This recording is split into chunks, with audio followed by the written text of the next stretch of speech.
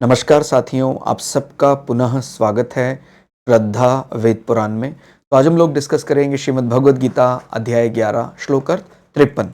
इससे पहले हम लोगों ने अध्याय 1 से 10 तक के सभी श्लोक अर्थ सरल हिंदी भाषा में दोनों ही चैनल श्रद्धा इष्ट ज्योतिष श्रद्धा वेद पुराण में अपलोड कर दिए हैं। आप में से कोई भी व्यक्ति भगवद गीता को सरल हिंदी भाषा में समझना चाहता है, आप हमारे चैनल में आए जहां आपको 700 के 700 श्लोक अर्थ मिल जाएंगे। तो आज के श्लोक अर्थ में भगवान फिर एक भक्त को उसका बल, उसकी भक्ति का बल समझाते हुए कहते हैं, जिस प्रकार तुमने मुझको देखा है इस प्रकार चतुर्भुज रूप वाला मैं न वेदों से, न तप से, न दान से और न यज्ञ से ही देखा जा सकता हूं। मतलब जो हमारी सरल भक्ति है वो सब वेदों के ज्ञान, बड़े बड़े तप, दान से, यज्ञ से बहुत बड़ी मानी गई है। लेकिन ये कौन तय करेगा ये निस्वार्थ भक्ति है या नहीं है? वो भी तो शास्त्र ही तय करेगा।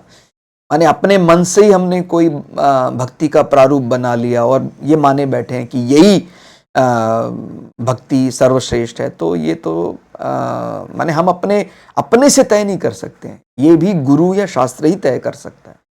ये जो भक्ति इतने बड़े तपस्वी को हरा सकती है, बड़े बड़े दानियों को पीछे छोड़ सकती है, यज्ञ करने वालों को पीछे छोड़ सकती है, वो भक्ति कितने उच्च स्तर की होगी। तो कह रहे हैं कि भाई आपने जो देखा है मेरा चतुर्भुज रूप, वो कोई सामान्य घटना नहीं है। ये सभी भक्तों के लिए एक प्रकार से खुला निमंत्रण है कि आपके मन में कोई वो मत रखिए कि भाई मेरा तो जीवन ऐसा रहा, मैं तो वेद नहीं पढ़ पाया, मैं तपस्या भी नहीं, मैं आज का जैसे कलिकाल में मैं किसी हो सकता है कोई आधुनिक उसमें हूं, मैं प्रारूप में हूं, मैं वैसा इतना दानी भी नहीं बन पाया, मैं ऐसे बड़े बड़े यज्ञ भी नहीं कर पाया, तो क्या मेरा कुछ हो सकता है? भगवान कहते हैं निश्चित रूप से आप हो सकता है परिस्थिति अनुसार, देश काल परिस्थिति अनुसार अलग अलग अवस्थाओं में रहकर वेद के बारे में, तपस्या के बारे में, दान के बारे में, यज्ञ के बारे में शायद वैसा नहीं कर सकते हो। भाई जैसे उस प्रकार के अगर आप यज्ञ करना भी चाहें कि भाई मैं सोम यज्ञ करना चाहता हूं, मैं अश्वमेध यज्ञ करना चाहता हूं, तो वैसा ज्ञान, वैसे पुरोहित बड़े दुर्लभ हो, वैसे पुरोहित ही ना मिले आपको। और आप बहुत अधिक कैसा करना चाहते हैं दान, तो आपके वैसा दान करने के लिए सक्षम ना हो, वैसे पात्र ना हो। आप तपस्या करना चाहते हैं तो आपका कार्य भगवान ने प्रारब्ध से कुछ ऐसा मिला है, तो आप वैसी तपस्या भी नहीं कर सकते हैं कि भाई हम जंगल में जाकर कोई बहुत बड़ा तप कर रहे हैं, वैसा भी नहीं हो पा रहा है। और मेरे कर्म अनुसार या मेरे प्रारब्ध अनुसार मैं वेदों का भी मुझे सानिध्य नहीं मिला है। तो ये तो ठीक बात है कि इन सब का बहुत बल है, लेकिन भगवान कह रहे जो सब वाकई जिससे मैं मोह जाता हूं वो आपके हृदय की निर्मलता, सच्चा प्रेम, भक्ति। जब आप उस सच्चे प्रेम से मुझे पुकारते हैं, मेरे शरणागत हो जाते हैं, तो मैं उस प्रेम से जो दे सकता हूं, उस भक्ति से जो दे सकता हूं, वो वेदों से, तप से, दान से, यज्ञ से भी नहीं मिलता है। तो कितनी बड़ी बात एक भक्त के लिए है। तो क्या बोलते हैं, ईश्वर को केवल कर्म कांड से नहीं, सच्ची भक्ति और अनुभव से पाया जा सकता है। हर दिन आप जो भी कर्म हो रहा है, हर दिन उस कर्म में भगवान का अनुभव करते रहें। ये मेरे साथ जो हो रहा है कहीं ना कहीं प्रत्यक्ष अप्रत्यक्ष उसी का ही परमात्मा का ही संवाद चल रहा है। ऐसा कोई भी आपके सामने आए, आपके सामने कोई सुखद परिस्थिति आए, दुखद परिस्थिति आए, हर परिस्थिति में आपका जो ईश्वर पर अटल विश्वास, अटूट विश्वास है, वो कायम रहे। अगर आप ऐसा कर लेते हैं तो आप बहुत बड़े तपस्वी से भी ज्यादा बड़े तपस्वी, आप बहुत बड़े दानी से भी ज्यादा बड़े दानी है भाई। क्योंकि देखिए, तप करते समय तो व्यक्ति का मन बुद्धि तपस्या में रहता है, तपस्या के बाद फिर वो अपने दैनिक कर्म में लग जाता है। लेकिन जो सच्चा भक्त है उसका तो जो रिदम है, उसका श्वास है, उसका वो तो संकल्प इस प्रकार के रहते हैं।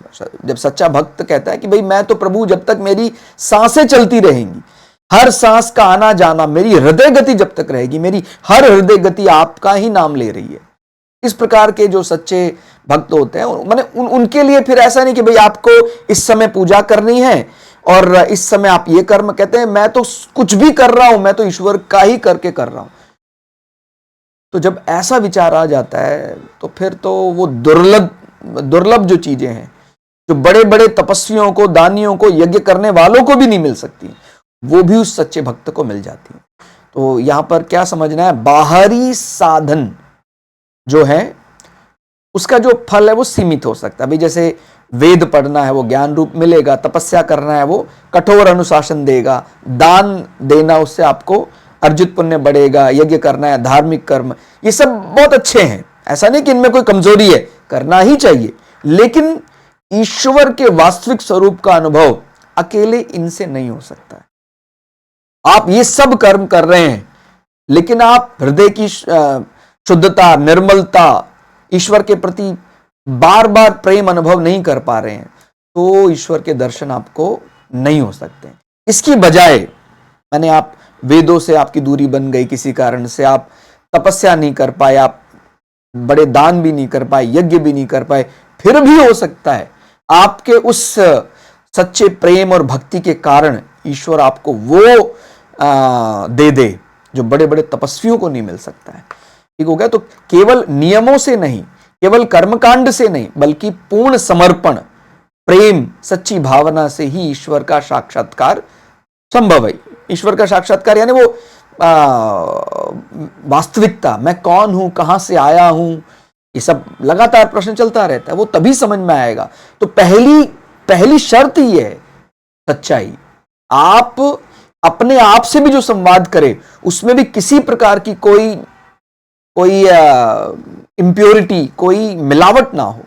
जैसे कहते हैं हम दूसरों से संवाद कर रहे हैं, उसमें हम कुछ का कुछ बता रहे हैं, तो फिर व्यक्ति अपने आप से जब संवाद करेगा उसमें भी कहीं ना कहीं मिलावट होगी ही होगी कि भाई मैंने समाज के साथ तो अच्छा नहीं किया, मैं केवल दिखने में जो ठीक लग रहा था मुझे, अपनी बुद्धि से मैंने तय किया और मैंने किसी के साथ सच बोला, किसी के साथ झूठ बोला, तो वो तो आपको परम सुख, परम शांति, परमानंद, ईश्वरीय एहसास नहीं करा सकता है। लेकिन कहता है भाई हमें तो हर एक में वही परमात्मा ही दिखाई देता है। तो यहां पर यानी सच की गारंटी और वारंटी जब व्यक्ति स्वयं ले लेता है तो फिर उसको तो साक्षात्कार होना ही है। तो कहते हैं यहां पर एक चीज और समझनी, अनुभव बनाम जानकारी। केवल जानकारियों का बोझ लिए जा रहा है, ये है, लेकिन उस चीज का अपने जीवन में साक्षात अनुभव नहीं कर पा रहा है, तो वो भी ठीक नहीं है। तो कह रहे हैं भाई हो सकता है आप वेदों में पढ़कर आप एक जानकारी तो आपको मिल जाए, तपस्या का ये तरीका है, दान का ये तरीका है, यज्ञ करने का ऐसा तरीका, वो जानकारी, लेकिन वो साक्षात वो यज्ञ का फल, वो अनुभव, परमात्मा को मिलने का मिलन, वो सुख, वो परमानंद के लिए जो मैंडेटरी मुख्य जो रिक्वायरमेंट है वो हृदय की निर्मलता, प्रेम है, वो अगर नहीं है तो फिर आप अपने जीवन में उस ईश्वर को अनुभव नहीं कर सकते हैं।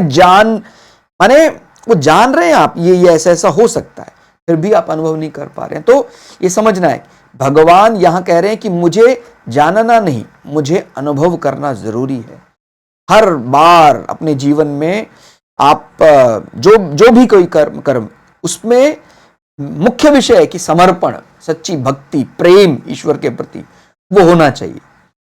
जब वो हो जाएगा तो फिर वेदों का भी ज्ञान और बढ़िया माना जाएगा, तपस्या का प्रभाव बढ़ जाएगा, दानी का दान फल बढ़ जाएगा, यज्ञ करने वालों का यज्ञ कर्म और एकनिष्ठ होकर किया जाएगा कि भाई मैं तो परमात्मा में ही जी रहा हूं, परमात्मा के लिए ही जी रहा हूं। यज्ञ में ही तो ये आया ही, गीता में भी हमने पढ़ा है कि भाई जब हम यज्ञ करते हैं तो कह रहे हैं यज्ञ करने वाला भी वही, आहुति जिसमें डाली जा रही है वो भी वही, जो आहुति के लिए सामग्री डाली जा रही है वो भी वही। तो ये क्या है? ये परम भक्ति ही तो है।